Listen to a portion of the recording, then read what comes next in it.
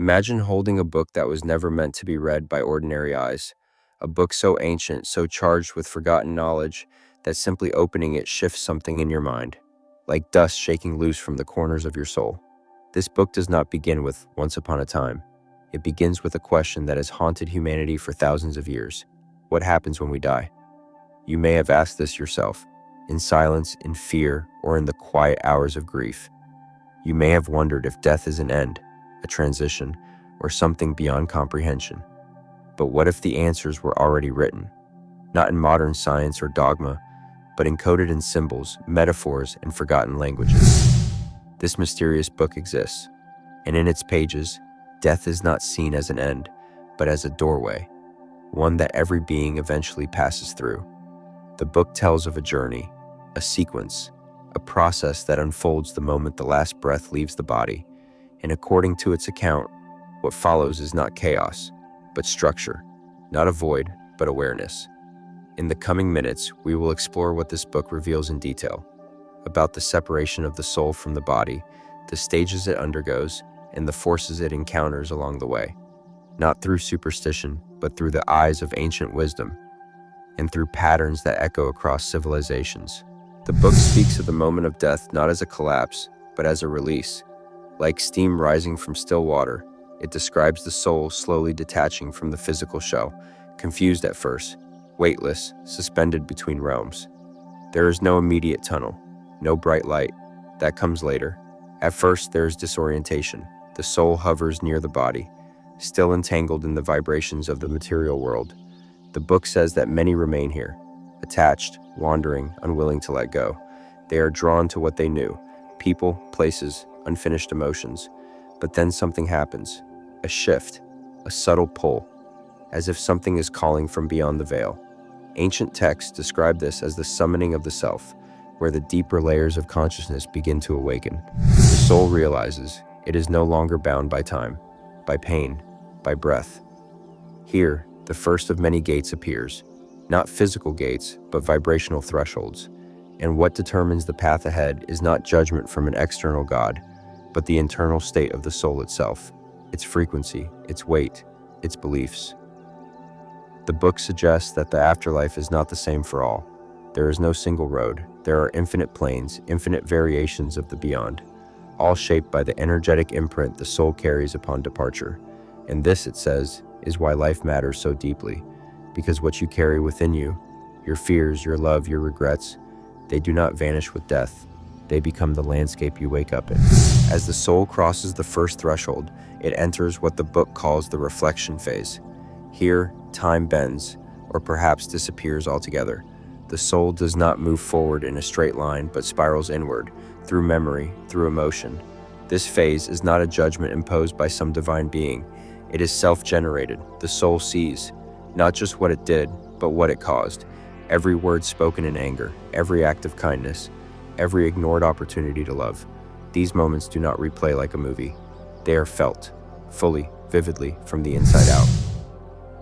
The book describes this as a form of energetic balancing, not punishment, but resonance. Some souls resist.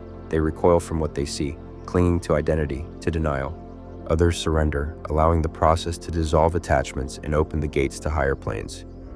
The book claims that in this state, all masks fall away. We are not mother, father, employee, artist, citizen. We are raw consciousness. And in that rawness, the soul is faced with its most difficult task, to let go of the self it believed itself to be. This is not easy. For many, this is where the real struggle begins, because death is not the great end, it is the great mirror. And what you see there depends on what you've avoided in life. But for those who pass through this phase, something opens. A presence begins to emerge, not in form, but in frequency. Some call it the higher self, others the oversoul. In the book, it is referred to only as the guide, an ancient intelligence that has always been watching, waiting. If this journey resonates with you, subscribe and activate the bell so you don't miss what's still hidden. The guide does not speak in language. It speaks in knowing, in waves of memory not your own, but somehow familiar. It does not tell the soul where to go. It reminds it where it came from. It begins to show the soul layers of reality it never knew existed. Vast structures of light and geometry, fields of harmonic vibration, networks of consciousness interconnected like stars in a living sky. The book describes these places as more real than the physical world, places built not of matter but of meaning, realms that mirror the frequency of thought, where intention shapes space and attention is the only compass. Some souls are drawn to realms of peace, luminous cities filled with learning and rest. Others gravitate toward dense zones, gray, looping spaces created by unhealed patterns and attachment. These are not heavens or hells. They are resonance fields, environments that match the soul's vibration. And so begins the second phase of death, orientation. Here, the soul begins to understand the architecture of the invisible, that life was never random, that every relationship, every loss, every breakthrough was part of a larger map, one designed to awaken something that could only be understood after the veil. This understanding doesn't come instantly.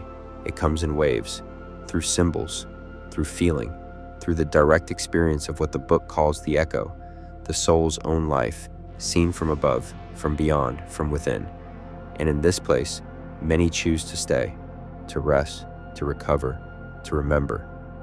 But others feel something pulling again, a deeper call, a knowing that even these beautiful realms are still not the end.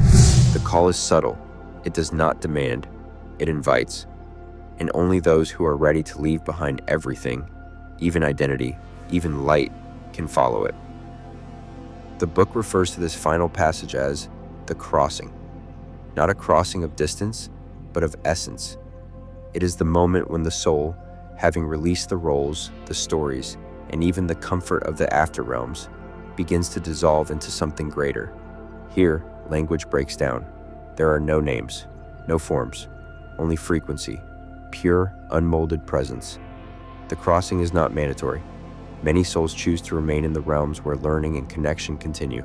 But for those who cross, there is no turning back. What awaits is not reincarnation, not rest, not reward. It is merging.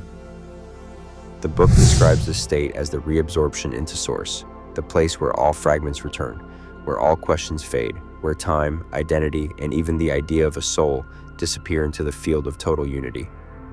Some ancient traditions called this nirvana. Others, the great silence. The book names it simply, the remembering, because in that place the soul does not learn, it does not observe, it remembers. It remembers that death was never real, that life was never random, that separation was only a temporary veil over what always was, wholeness. And yet, even from this place, or perhaps through it, the cycle continues.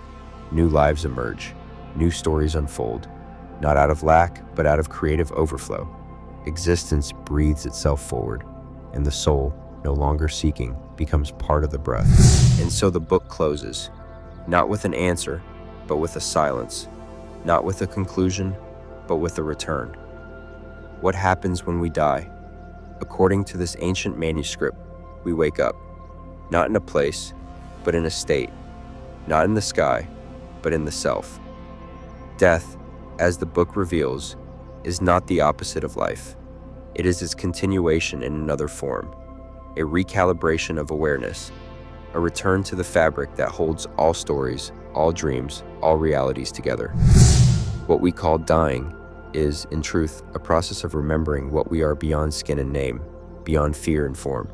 And when we fear death, what we truly fear is forgetting that we are more than this moment, this identity, this temporary illusion. But once you know, truly know, that consciousness does not end, that your presence echoes through dimensions unseen, then a shift happens, not only in how you face death, but in how you live, because the way you die is shaped by the way you live, and the world you enter when the body falls away is the world you build with every thought, every feeling, every act of awareness right now. So live like you're remembering. Speak like your words build futures. Think like your mind is sacred space, because it is. And when the time comes to cross that final veil, you won't be afraid. You'll know the way. You've walked it before. Which part of this journey echoed like a forgotten truth inside you, not just heard, but remembered? Leave it below. What you write may unlock something dormant in someone else.